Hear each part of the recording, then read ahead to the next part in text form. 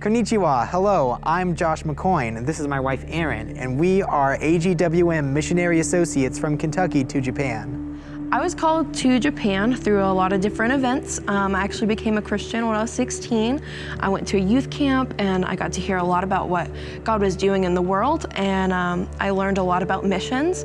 But whenever I went to college, I actually had Japanese roommates, and we got to talk about culture and religion and just about our lives in general. And I actually have been abused in the past, and when I was talking with my roommates about that, we discussed the hopelessness in Japan. And I have experienced a lot of hopelessness in my past, and getting to talk with them about how they feel like their whole country experiences hopelessness really resonated with me, and that's when I felt like God was calling me to Japan.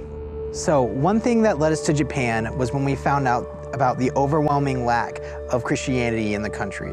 You see, Japan is around 1% Christian, but that statistic is actually kind of misleading because out of that 1%, most of that are the non-Japanese people living in Japan. You see, out of the 121 million Japanese people in Japan, only 0.3% of them are Christian. We feel called to bring God's hope and love to a country that has never been reached. We actually got to go to Japan this past summer. We went for a 2-week trip to Scuba Japan. We got to work under the leadership of Pastor Chris and Lindsay Carter. So we got to do a lot of different fun things. Mostly we got to emphasize ministry for children.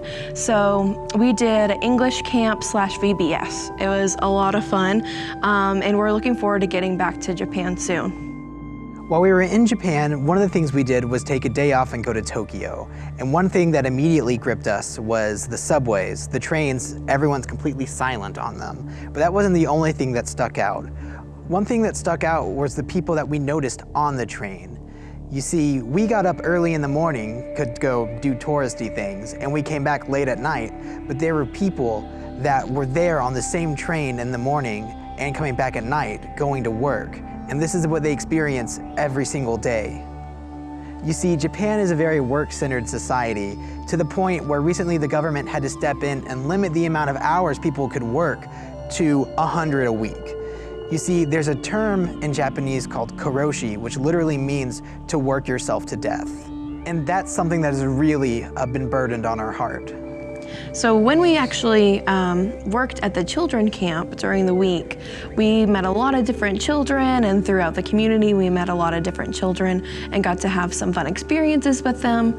I think the sad part that gripped me was after finishing some of the group games that we had, some of the children seemed really sad that they didn't win the games. And when I went to go speak with one of them, I said, "Daijoubu desu ka?" which means, are you all right? Is everything okay? And he said, "I'm not good, I'm not good." And he was crying and he was upset that he didn't win the game. So that made me think about the hopelessness that children experience in Japan.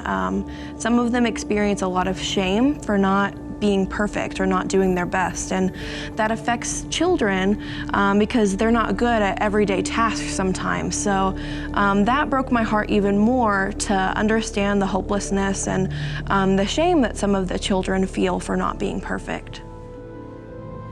Yeah, so God actually brought a lot of kids to the English camp that we worked at, and it was so great to be a part of the English camp and to be able to share hope with kids that had never heard of Jesus. And that's what we want to do while we're in Japan.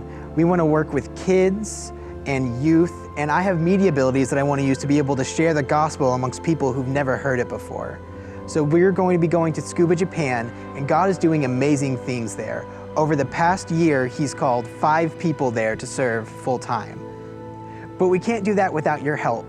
So we invite you to join the McCoins. Now, there are several ways that you can join us. First and foremost, we need your prayer.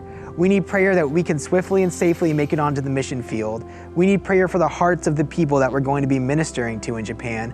And we need prayer for national Japanese pastors to be raised up. Another way that you can join us is by giving. We ask that you prayerfully consider supporting us financially. Help us invest in the youth of Japan and help us invest in the future of Japan. And lastly, we would love for you to physically join us. So if you feel the call to go to Japan, we would love to put you into contact with people that can help you. Follow us on Facebook. It's facebook.com/join the McCoins. We would love for you to keep up with us that way.